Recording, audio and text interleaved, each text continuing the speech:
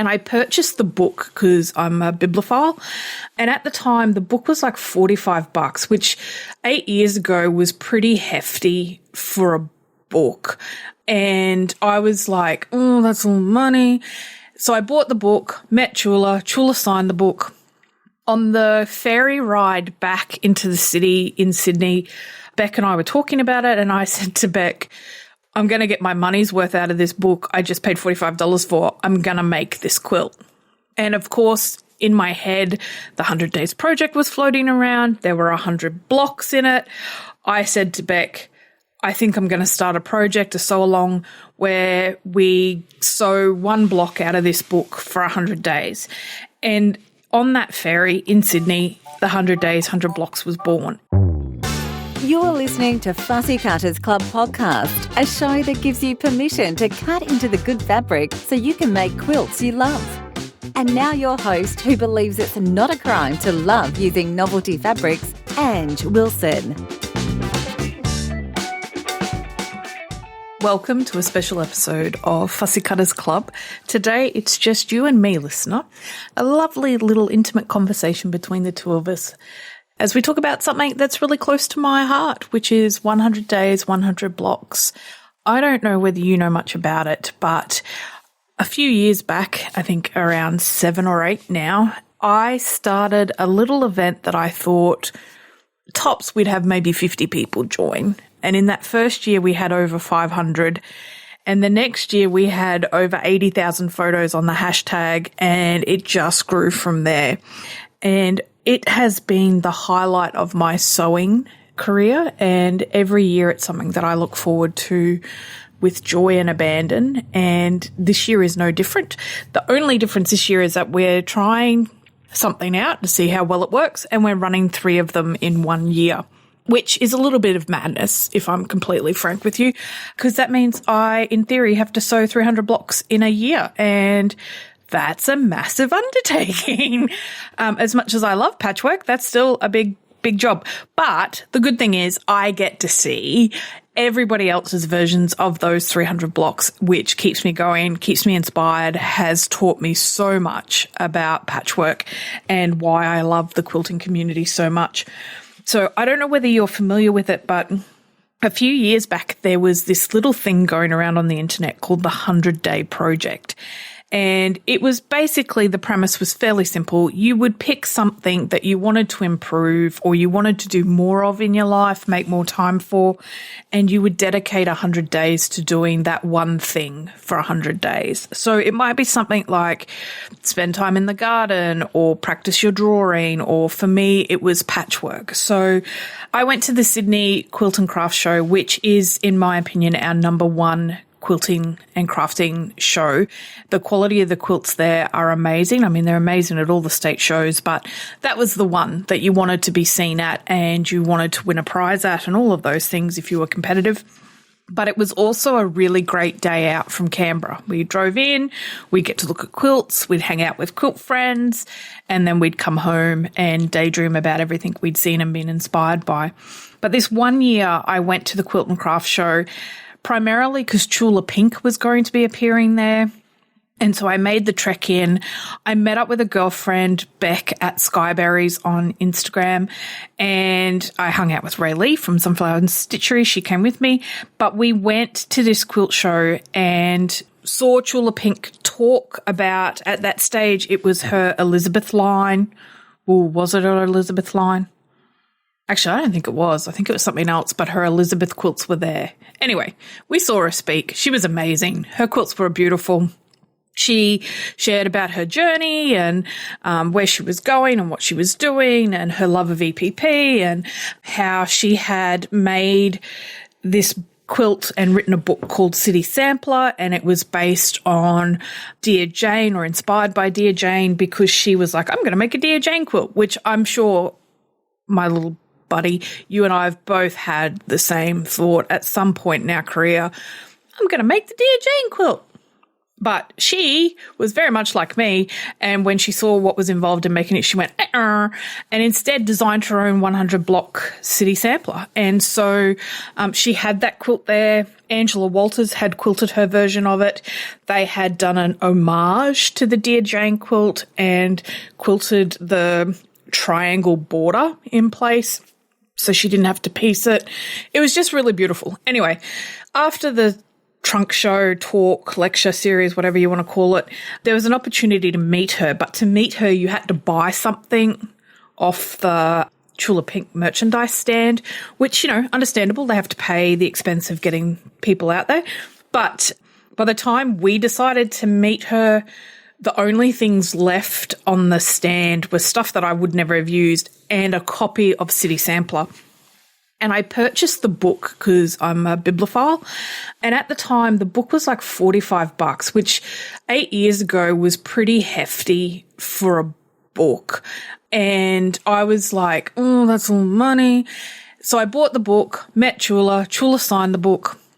On the ferry ride back into the city in Sydney, Beck and I were talking about it. And I said to Beck, I'm going to get my money's worth out of this book I just paid $45 for. I'm going to make this quilt.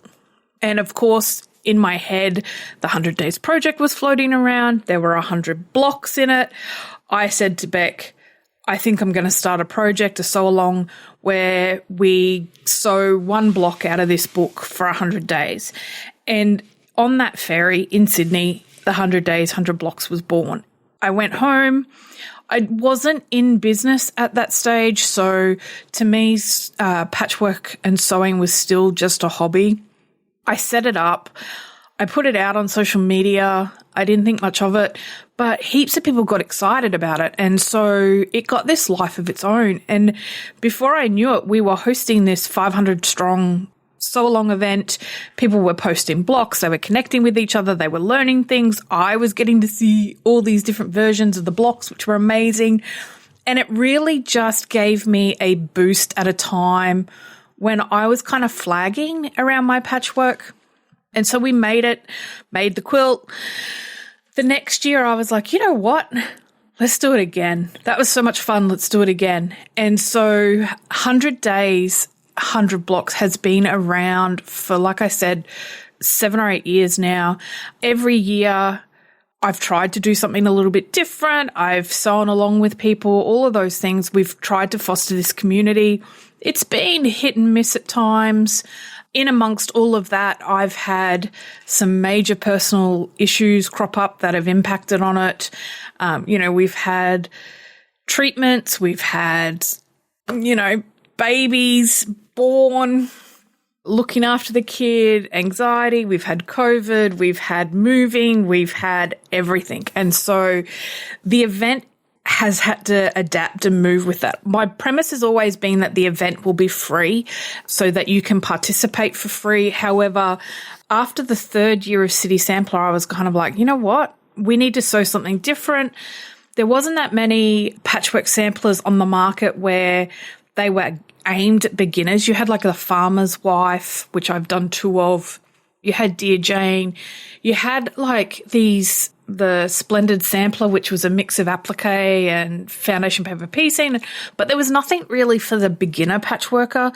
And so Beck and I sat down and designed 50 blocks each and came up with Kinship, which again has just taken on a life of its own. And there's been so many versions of it made, and we've expanded the layouts and we've done so much stuff with it. And it's been a real journey, but we wanted to give someone a pattern where they could pick it up as a beginner and confidently make it, and at the end of the 100 days have a quilt top finished together, not languishing in the work in progress pile, that they could just love. And so we've run Kinship for 4 years now, I think.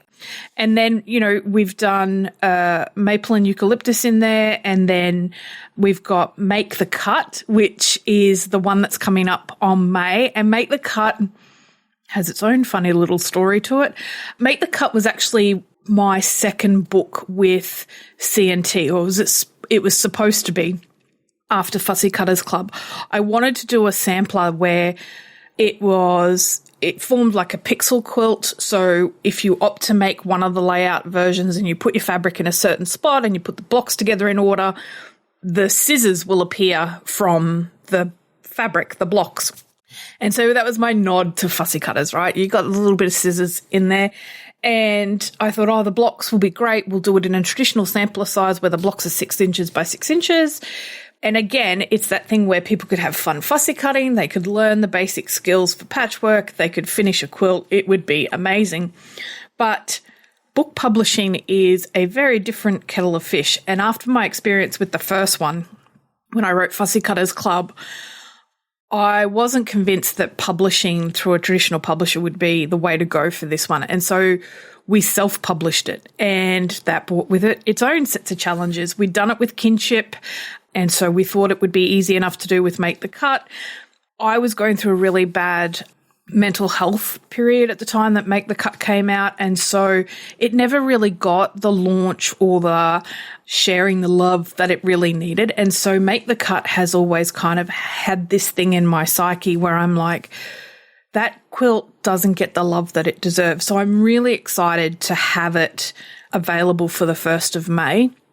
We've worked really hard to make sure that it's available in machine pieced, so with a ruler and rotary cutter, or a rulery, which is a rotary cutter and a ruler together. So you can use the traditional method if you want.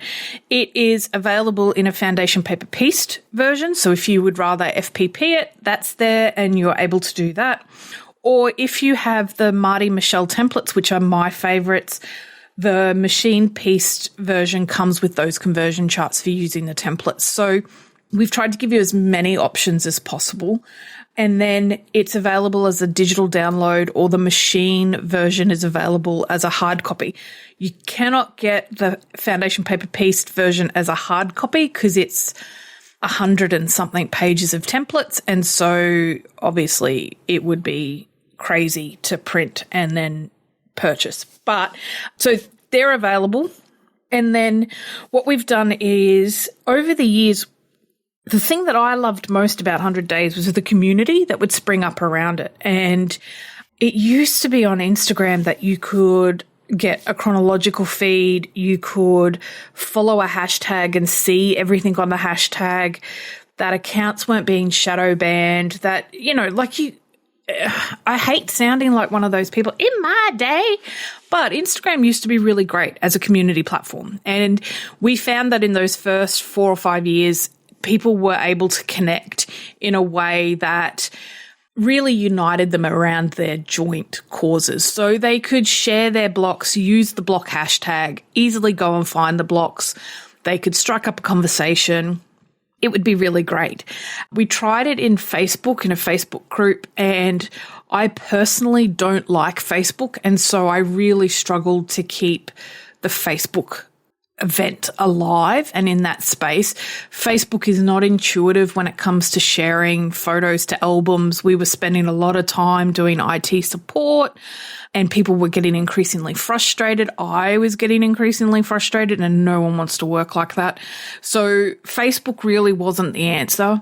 Then when Instagram went through all the changes, it just became untenable to build a community in a space that was no longer community focused. To me, Instagram is really about advertising and selling. It's a marketing platform. And so we've struggled the last few years. And I say we because I talked to my husband about it, and my mother has worked in the business for a few months now to help out. And so, you know, we talk about it. I talk with other people in the industry to see what they're doing. Because to me, 100 Days doesn't work without the community. And so this year, after much trial and error, I've set up a free community on a platform that allows you to have an app on your phone. You can post from the app, you can post from your desktop, you can post from your tablet, you can have group chats, you can DM people, you can post questions. I can post video in there you guys can too, but I can put course material in there to help you work through stuff. it just gives us such a responsive and interactive platform that you guys can work from. And so on the 17th of April, we're going to open up this free community for a limited time so that those of you that want to connect off social media can do so there. And what my goal is with this community, and like I said, we're starting from scratch. So this first May event will be our first go at putting everything in there. But my goal is for it to be a repository of block photos so that if you pick up the pattern outside of an event and you want that inspiration, you can go and have a look. And then if you decide to run your own mini challenge with yourself, you can post in there as well outside of those timeframes and things like that. So it really becomes around a place where you can connect around a joint love. So you've got that icebreaker where you can meet people. We can have virtual sit-and-sews. We can do all of this stuff together. And it gets back to that essence of why I started this event. And, you know, I'd love to say that the event has run smoothly, and it hasn't. I usually lose steam posting blocks around block 70, especially with kinship, because I've made like 12 of them now. And so the community allows me to set up the stuff that I've posted previously. So you're still getting that inspiration, and I don't have to work. I can focus on setting up the community and focus on the community, and I don't have to be juggling work with sewing blocks as well as trying to keep everyone together and motivated. And so it works better, I think, in this way. So I'm really excited to do it because for me, it's not about my blocks. It's about the community blocks and that thing of encouraging beginners and helping people to fall in love with the stuff that makes patchwork so amazing. And so to get a safe space where we can do that has been my goal. And it's taken me a while, and there's been some stops and starts. And I thank all of those that have shown grace and patience and just love and kindness to me over the years as we've tried different things. And God willing, this will be the new home of 100 Days, 100 Blocks. We'll have set it up in such a way that everyone gets their needs met, and it's easy to manage from an admin side of view, which, I mean, people don't tend to see what goes on behind the scenes and how much work goes into making sure that it all runs smoothly. And I'd love to say that the cost of the pattern covers the admin for the event, but it really doesn't. The cost of the pattern we keep so low to cover the costs of printing.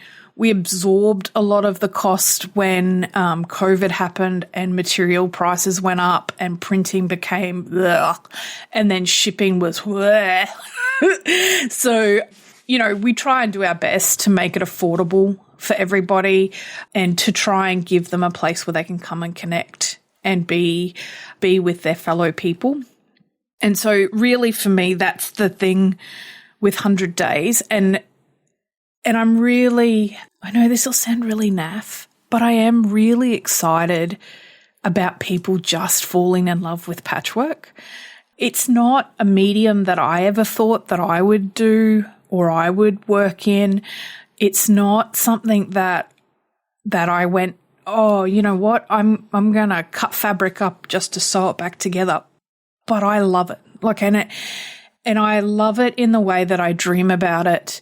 I daydream about it. I talk to other people about it. I surf the internet for hours looking at it. I love going into antique textile places and seeing stuff from the past. I dream about what our blocks will look like to future generations when they're looking back through antique textile places and seeing our quilts there. You know, it's, to me, 100 Days is so much more than just the making of those blocks. And I mean, you get things like accountability partners and you make friends, and sewing regularly is great for your mental health. At times, sewing has been the only thing that's kept me sane. You know, we see such an improvement between when people start and when people finish 100 days, and just the increase in their accuracy, their understanding of tonal values, their understanding of what they like in patchwork. And so, in the lead up to getting an event started, people are always asking, what fabric do I use? How much fabric do I need? The fabric requirements are in the pattern, but what fabric you use is always an easy answer. You use what you love. And if you use what you love, you're going to love the quilt that you make. And so, my encouragement with 100 Days is to get people to fall in love with what they love and to be brave and bold around what they love, to experiment and try new things, to have a look at what other people are doing. I have learnt so much in just seeing other people's blocks and how they pair fabric and how they fussy cut it and how they troubleshoot if the blocks end up too big or too small. All of that stuff you get by osmosis through the 100 Days, 100 Blocks community. And it is really such a valuable thing to be part of from both an organizational point of view and the feedback that we get from people who participate each year. It's the thing on the planet that I think if I could do really well outside of parenting, this is the thing I would want to do. And so my focus has really become about how do I make 100 Days, 100 Blocks something enjoyable every year for somebody out there, whether it's one person or 100 people or 1,000 people, but how do I give them the best experience through making this quilt? And I know in the past I've had people who are like, I was going through a really horrible divorce and sewing these blocks gave me something to focus on every day. And I poured out all of that emotional turmoil into this quilt. And now I have this thing of beauty that I made at a time that wasn't beautiful. Or we've had people who are like, I'm pregnant and I'm going to sew this quilt for the last trimester and then I'll have the quilt there, for when the baby comes, and memories of that time, that special time. We've had people who have lost loved ones during the event, and so the quilts take on this extra special meaning. We've had people who've made quilts for anniversaries and for friends' gifts to mark major milestones in their lives. 100 days is essentially 3 and a bit months. And so it's a really significant portion of your year. It's a quarter of the year. Look at me mathing. But you know what I mean? Like, it's a big chunk of time. And even 100 days in the scheme of your life is a substantial amount of time to spend making something that you can put on your bed, on your couch, give to someone that contains all the memories of what you were doing while you were making it. And so it's a really special way of commemorating the passage of time. And like I said, I've got 11 of kinship alone, and each one of them is special. Each one of them is different. Each one of them has a theme. I can look at some of my blocks and tell you exactly what album I was listening to when I was making that section of the quilt. It's just a really special time and a really special event. And I hope, listener, that you will consider joining us on the 1st of May and sewing Make the Cut with us. I will have all the links in the show notes so that you can go and get everything you need. You literally just need the pattern and to sign up to the wait list to join the community. That's it. If you want to sew with the templates are there. I love them. I use them. They're great for accuracy. They're great for fussy cutting. They're great for limiting your fabric waste. They're great for speed. You don't have to trim to size, all of that sort of stuff. But they're a nice to have, not a must have. So, and all the information about which templates you need is on the website, so you can go and have a look and make that decision for yourself. It is by far one of the best things that I will do in the next 100 days is sew along with you guys. So thank you so much for those that come on the journey. Thank you for your grace, your patience, your enthusiasm, your brashness, your boldness, your lack of fear, and for sharing your fabric stash through these blocks. I can't wait to finish another 100 days with you. I'll see you in the community. Thanks for listening to the Fussy Cutters podcast. Enjoyed listening? Why not subscribe so you'll never miss an episode? Did you know the quickest way to the heart of any podcaster is to leave a review or recommend the podcast to a friend? It's true, it is. Until next week, get out there and fondle that fabric.